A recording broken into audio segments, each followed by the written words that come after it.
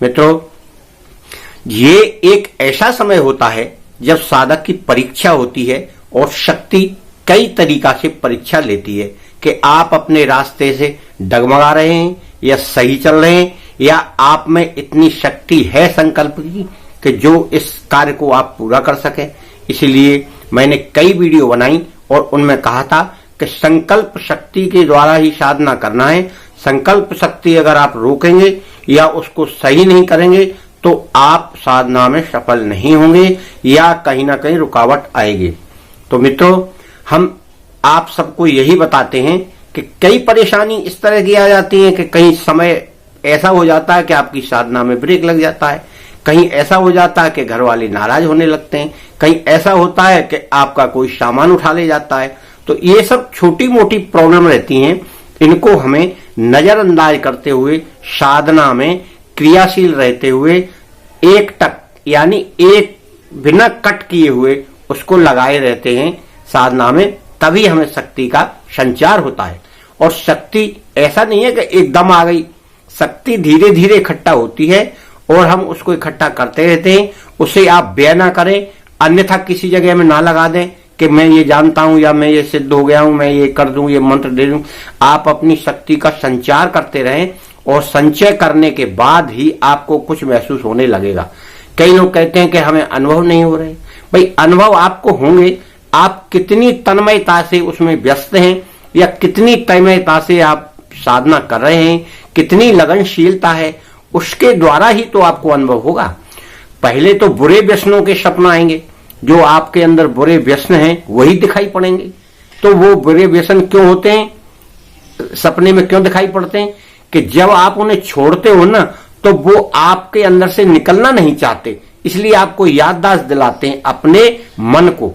तो जब आपका मन उनको याद करके सवेरे जगता है तो देखता है, अरे मैं तो ऐसा कर रहा था सपने में, ऐसा कर रहा था, ये ऐसा क्यों हुआ, मैं तो साधक हूं। तो उसमें आदमी घबरा जाता है। इसलिए उन बुरे सपनों को देख के घबराना नहीं। क्यों कि मैंने आपको एक वीडियो में बताया था कि जब आप मान लो बीड़ी सिगरेट पीते हैं और आप निश्चय कर लेना कि आज मैं बीड़ी सिगरेट नहीं पीऊंगा, तो कोई ना कोई व्यक्ति आपको सिगरेट या बीड़ी अवश्य पिलाएगा अपने आप, और वैसे आपको मांगने से भी नहीं देता है। तो ऐसे ही तंबाकू का है, ऐसे ही मद्यपान का, ऐसी अन्य चीजों का है। तो जब हमारा प्रैक्टिकल में इस तरह का प्रयोग है तो सपने में फिर क्यों नहीं वो आदतें हमें पीछा करेंगी। इसलिए वो दिखाई पड़ती हैं कि आप मुझे छोड़ क्यों रहे। और मैं यही कहना चाहता हूं कि आप इस भटकाव में ना आए। सपना आ रहा है, कोई बात नहीं है, कोई इतनी घटना नहीं है ये कि इससे आप घबरा जाएं। जब ये सारे व्यसनों की और स्मृतियां शरीर से निकल जाएंगी तो निर्मल मन में, साधक के मन में साधना का वो असर दिखाई देगा, फिर कुछ नहीं दिखाई देगा। फिर तो आपको शक्ति के ही दर्शन होंगे जिसकी आप साधना कर रहे हैं, और उस शक्ति के दर्शन करने के बाद आपको बड़ा अच्छा महसूस होगा, फील होगा, यानी मैं तो बड़ा सुकून में हूं। कोई डर नहीं, कोई भय नहीं, कोई क्रोध नहीं, कोई आलस नहीं, और कोई ऐसा नहीं कि मैं बहुत कमजोर हूं। इस प्रकार की शक्ति का संचार आपके अंदर होगा, महसूस होगा। तो मित्रों, मैं आपको ये बताना चाह रहा हूं कि ये बाधाएं जो आ रही हैं, आप इनको नजरअंदाज करते हुए साधना करें। अब एक साधक या किसी भी साधक के अंदर एक ये प्रक्रिया ज्यादा सुनने को मिलती है कि गुरुजी या महात्मा जी या बाबा जी से पूछते हैं कि भाई हमको साधना करने में झटका आ जाता है, ऐसे करके तो ये क्यों होता है। तो उसमें साधक थोड़ा घबरा जाता है, अरे ये सुन्न हो गया, फलाना हो गया, धमाका हो गया, या क्या हो गया, या हार्ट का बीमारी है कुछ। तो मित्रों, जब कोई साधक अपने मन को और अपने तन को स्थिर करके मेरुदंड को सीधा करके 10 मालाएं, 20 मालाएं, 30 मालाएं जपता है तो उसके सूक्ष्म मन और इंद्रियां और बुद्धि सब बहुत दूर होती हैं, इस शरीर के पास नहीं होती।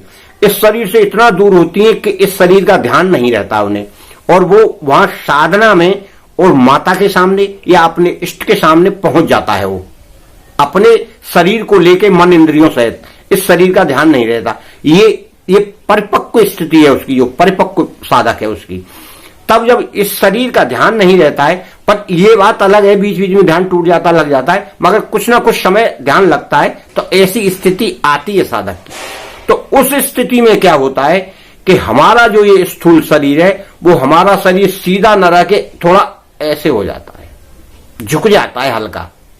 जब हल्का झुक जाता है, हमारे हाथ उस पे घुटनों पे रखे इस तरह से और हमारा शरीर इस तरह से झुक जाएगा, तो जो शक्ति हमारी पैरों से लेके और मूलाधार से लेके ऊपर तक ब्रह्मांड की ओर जो चलती है, जब शक्ति चलेगी फिर आएगी फिर जाएगी, आपको नहीं दिखाई दे रही वो अलग बात है, मगर शक्ति का संचार तो ऐसे ही होता है ना, नीचे से ऊपर को, ऊपर से नीचे को। वो शक्ति अपने शरीर में व्यसन निकालने के लिए ऊपर नीचे चक्कर लगाती है।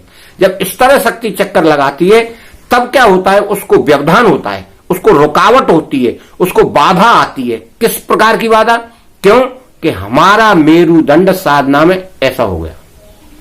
जब किसी चीज को रुकावट होगी तो कहीं ना कहीं टकराएगी, इकट्ठी होगी, तो इस कारण से हमको या तो यहां से झटका पड़ेगा या फिर नीचे मूलाधार कमर के हिस्से से एकदम ऐसे झटका पड़ता है, तो हम उसमें एकदम चौंक के जो हमारा मन दूर है वो यहां आ जाता है।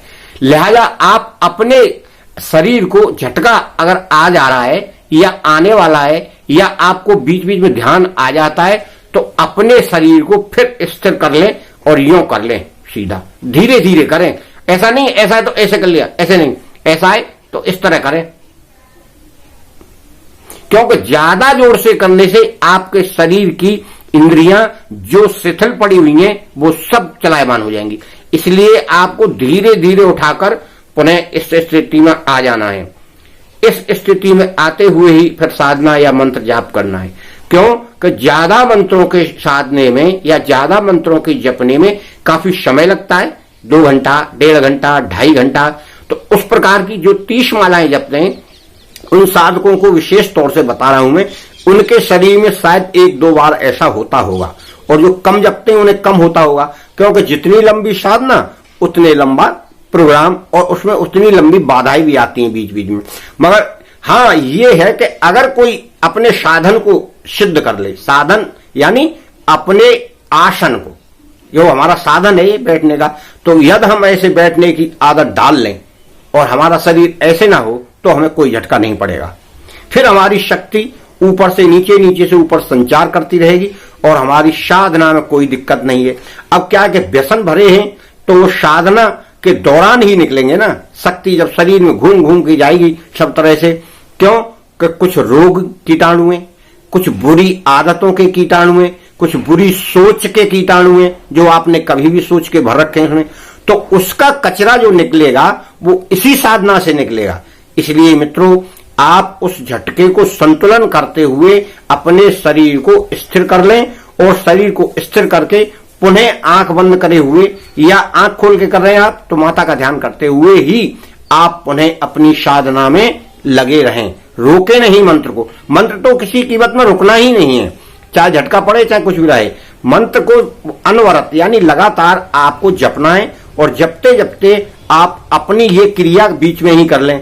शरीर ढीला है तो थोड़ा सा दुरुस्त करके आप साधना जपते रहे। जब आपका पूर्ण हो जाए, यानी मंत्र जितने आपने संख्या रखी है 1000, 2000, 1500, 3000 जो भी XYZ रखी है, उस क्रिया को पूरी करके यानी उस संख्या को पूरी करके ही आपको अपनी साधना समाप्त करनी है मित्रों। तो ये इस बाधा का एक सॉल्यूशन है, उपाय है।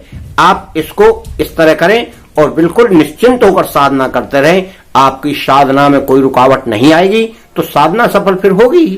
भाई जो कोई कार्य हम कर रहे हैं उसमें कोई रुकावट नहीं तो कार्य सिद्ध। यही इस साधना का फल है और यही इसकी प्रक्रिया है और इसी तरह साधनाएं सिद्ध होती हैं। साधु महात्मा जंगलों में एकांत में करते हैं, वहां कोई व्यवधान नहीं पड़ता और अपने शरीर को कंट्रोल करके इस तरह से कर लेते हैं, वो सिद्ध हो जाते हैं। तो मित्रों, मैं आपको यही बोलता हूं, आप सुखी रहें और साधना में लगे रहें।